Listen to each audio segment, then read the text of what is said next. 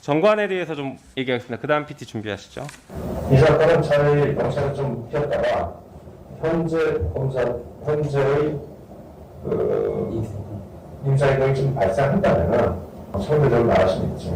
그때까지 뒤로 미술 거는 새로운 팀으로 왔을 때는 뭐 내려가서 나을 수는 있지만 어쨌거나 내 입장에서는 뭐 누가 오든 나를 다 가능하니까 문제는 없다. 이게 정관의 힘입니다. 이렇게 사건을 수임하는 것 같습니다. 그 다음 마주 보면서 계속 상의를 하는 과정에 이와 같은 형태로 상대방 의원에 대해서 명예를 훼손하는 듯한 그래서 앞서서 의원이 한다면 그럼 그동안 김용민 이렇게 되면 앞으로 김용민 의원이 고소고발된 사건을 모두 까집어서 김용민 의원을 비난해도 다 받아들이겠습니까?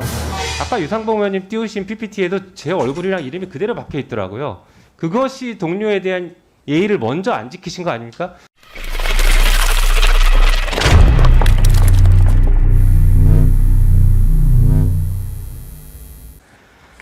전관, 제가 어떤 드라마를 보니까 검사 정관이 수사 정보를 들고 가서 사람을 협박하거나 사건을 수임하더라고요. 그런 일이 현실에서도 분명히 가능할 것 같습니다. 어떻게 생각하십니까? 있어서는 안 될 일이라고 생각합니다. 있어서는 안 되죠. 그런 일들이 발견되면 제대로 조치해야 될 것입니다. 당연합니다. 네, 이 사건 하나 보시죠. 검찰 정관이 범행을 은폐한 의혹이 얼마 전에 보도가 됐습니다. 2018년 4월 달에 파주병원에서 환자 2명이 사망했는데 자격이 없는 사람이 수술을 했죠. 그런데 검찰 정관 변호사가 서류 조작이랑 명의상의 의사를 매수해서 돈을 줘서 그 사람이 수술했다고 하자 이렇게 조언을 하는 것들이 보도가 됩니다. 한번 보시죠. 다음 보여주시죠.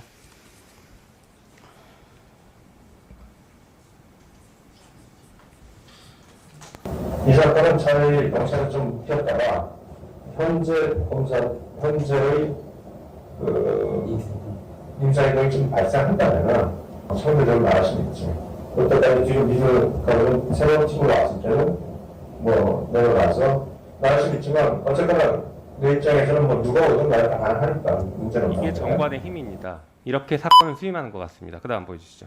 문제가 아니라 심장은 그냥 정작 장담하는데 100% 고소입니다. 큰일이잖아. 기어식을 같은 경우가 빠지더라고요. 이제 전체 그림은 다 보였죠? 네, 보시는 것처럼 이렇게 실생활에서는 아까 정관이 없을 것 같다고 말씀하셨지만 실제로는 있건 없건 국민들은 그걸 기대하고 그거를 믿습니다. 그리고 실제 국민의 그런 그 기대와 헛된 기대를 이용하는 정관 변호사들이 있습니다. 실제로 존재합니다. 여기에 대해서 대책이 있습니까? 그리고 지금 나왔던 이 사건 수사해야 되지 않겠습니까? 의견 어떻습니까? 제가 그런 언급을 하는 것이 적절하지는 않겠다고 생각하고요. 다만 정관예우에 대해서 저도 정관예우가 문제가 있다고 지적받고 있는 입장이니 검찰총장으로 취임하게 되면 더욱 관심을 갖고 그런 문제가 정관예우는 반드시 뿌리 뽑아주시기 바랍니다. 예, 그렇게 하겠습니다. 네. 자, 이 질문하고 좀 마무리하겠습니다. 검찰의 수사기소 분리에 대해서 마지막으로 다시 한번 정리해 볼게요. 수사기소 분리는 대통령의 공약이었습니다. 알고 계십니까? 알고 계세요? 대통령의 대선 공약이었습니다. 제 거기까지는 죄송합니다. 아니 문재인 정확하게 정부에서 검찰총장을 하시려는 분이 검찰 개혁에 대한 대통령의 공약을 검찰 개혁이라는 모르십니까? 것까지는 제가 알고 있었는데 네, 1분만 더 주시죠. 예. 자, 후보자께서 검찰총장이 임명되시면 국가 공무원이 되시는 거죠? 그렇습니다. 당연히 대통령의 국정 철학에 따라서 업무를 수행하셔야겠죠. 공무를 수행하셔야겠죠. 그렇게 하겠습니까? 국정 철학을 존중하겠습니다만 검찰은 또 나름대로 검찰이 왜 수사기관이어서 다릅니까? 검찰은 후보자 잠깐 들어보세요. 예, 그 생각부터 고쳐야 됩니다. 검찰이 특별하다라는. 검찰은 행정부 공무원입니다. 우리 헌법상. 지금 준사법기관 얘기하시려고 하는데 그건 구체적 사건에서 얘기하는 것이고 이건 지금 구체적인 사건이 아니라 수사기소 분리는 검찰 개혁의 방안입니다. 여기에 대해서는 국정 철학에 동의하셔야죠. 동의 못하시면 임명되겠습니까? 어떻게 하십니까? 그 장관이 계시지 않습니까? 장관이 후보자가 동의하시는지를 묻습니다. 일반적으로 검사를 잠깐만요. 지휘하고요. 후보자가 동의하신지 명확하게 답변하십시오. 수사기소 분리에 대해서 동의하십니까? 제가 아침 질의 때 명확하게 지금 수사기소 답변하십시오. 아닙니다. 분리는 명확하게 지금 답변해 주십시오. 수사기소 분리 방향으로 가는 것은 맞는데 다만 지금 현재로서는 개혁된 형사사법 시스템이 안착되는 것이 더 중요하다라는 말씀 드렸고요. 그럼 동의한다는 말씀이시죠? 뭐 전체적으로 궁극적인 방향은 동의합니다. 앞에서는 동의인지 아닌지 불분명합니다. 아니 방향에 대해서는 동의한다고 말씀드렸고요. 현재 우리 실태상 99%는 수사 기소 분리돼서 운영되고 있다는 말씀도 드리겠습니다. 경찰의 수사 보고받아서 이 상황은 검찰이 직접 수사하는 게 괜찮다고 생각합니다. 네, 김영민 의원님 정리해 주시죠. 유상범 의원님께서 의사진행 발언이십니까 아니면 신상 발언이십니까? 예, 신상 발언 신청해 주셨습니다.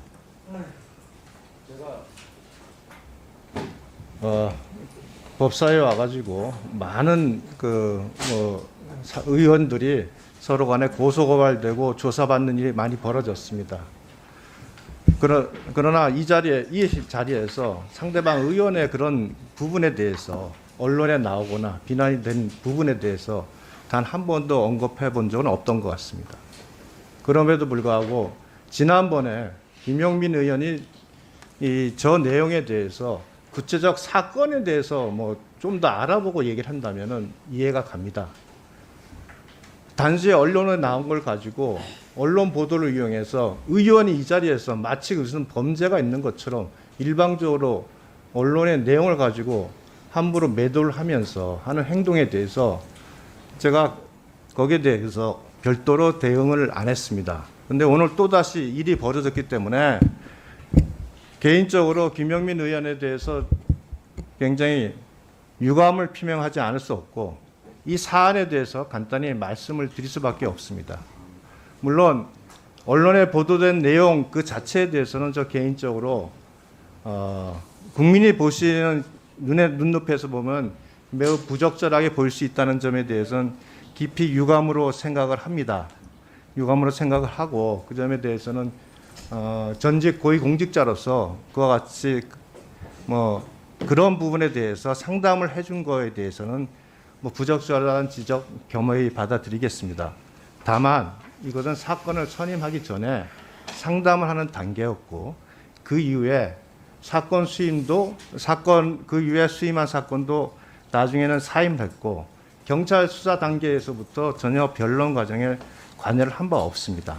그리고 그 사건은 실제 제가 나중에 공소장을 확인해 보니 관계된 세 사람이 다 무면허 의료행위 부분으로 이미 기소가 돼서 재판을 받고 있습니다.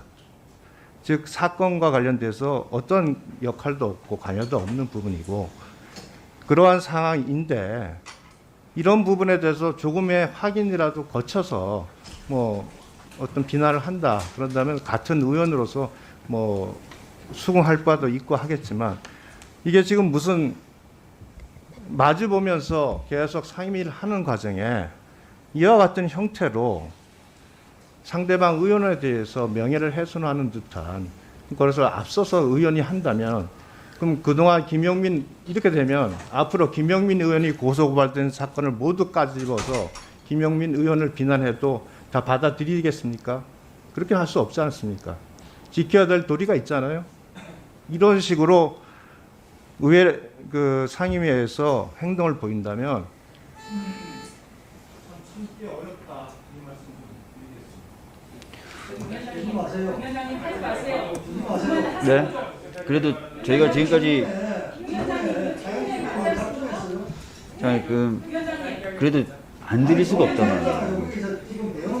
아니 아까 조수진 의원님 저 형평성 때문에 계속 드려왔잖아요. 아니 이거 가지고 파행된다면 그게 더 그렇죠. 예? 아니 그래서 한 번씩 드리는 거잖아요.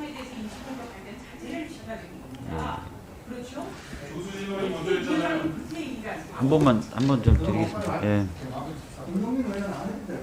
김영민 의원님 대신에 정제되게 좀 짧게 해주시죠. 예. 그러면 면책 패턴 숨기 말고 소통 말고 하세요. 저 시간을 좀 넣어주세요. 예. 하시죠.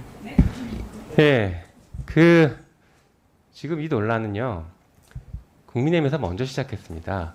김학의 사건 얘기하면서 국민의힘에서 저를 얼마나 많이 거론하셨습니까? 제가 고발됐다는 이유로 수사 받아야 된다. 수사 받을 사람이 여기 있다. 그런 얘기를 얼마나 많이 하셨습니까? 그래놓고 저 얘기한 걸 가지고 이렇게 얘기했습니까? 제가 저 얘기한 것은 정관예우를 국민들이 그렇게 있다라고 생각하면서 현혹돼서 정관에게 돈을 갖다 주는 구조가 있다. 그것을 언급한 것입니다. 그리고 아까 그 뭐 유상봉 의원님께서도 그런 말씀하셨는데 아까 유상봉 의원님 띄우신 PPT에도 제 얼굴이랑 이름이 그대로 박혀 있더라고요. 그것이 동료에 대한 예의를 먼저 안 지키신 거 아닙니까? 조수진 의원님 툭하면 제 얘기하시는데 그 발언권 얻고 얘기하세요. 눈 그렇게 크게 뜬다고 그렇게 뭐 이렇게 똑똑해 보이지 않으니까 발언권 얻고 말씀하십시오. 자 그렇게 먼저 저쪽에서 얘기를 했기 때문에 표현을 좀 정리해 예 주세요. 그렇게 거기에 대해서 먼저 지적을 해줘야 될 것 같습니다. 자, 표현을 앞으로 좀 정지해서 해주실 필요가 있고요.